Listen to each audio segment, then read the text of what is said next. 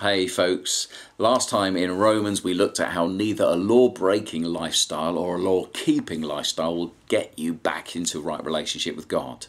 Paul tells us in our passage today that the only way to receive God's forgiveness and freedom is to put your trust in what Jesus has done. We don't trust ourselves. We trust that Jesus' death and resurrection has paid the price of our sin and selfishness, and we choose to make him the Lord, which means boss, of our lives. That's great news for us. But what about our family and friends who don't know this?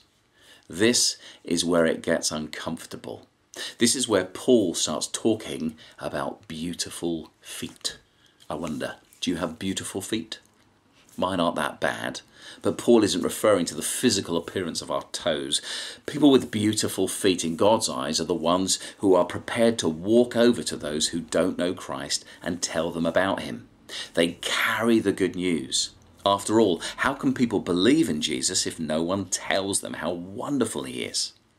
It's at this point that you might be thinking, I could never do this. I wouldn't know what to say. What if they had questions I can't answer? Back in Acts 1 verse 8, Jesus tells us two things that are very helpful. He tells us that we will receive power when the Holy Spirit comes on us, and we will then be his witnesses in the world. So firstly, what does a witness do? They speak from what they've seen or experienced. This is my story. No one can argue with your story, and so we can learn to tell our story to people. This is how Jesus has changed my life. But Jesus reminds us secondly in that Acts 1 verse 8 verse that he has given us his Holy Spirit to empower us and help us in the task of being witnesses.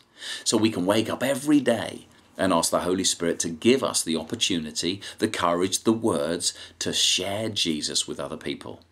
And remember, it's not our job to make people Christians.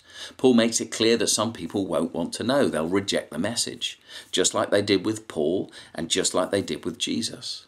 But that's their choice, and quite right too. But if we don't share our faith with people, then we don't give them the choice, and that is on us. I pray that all of us would grow in our confidence and courage so that all those around us would at least know the truth of who Jesus is and the best life ever that he offers.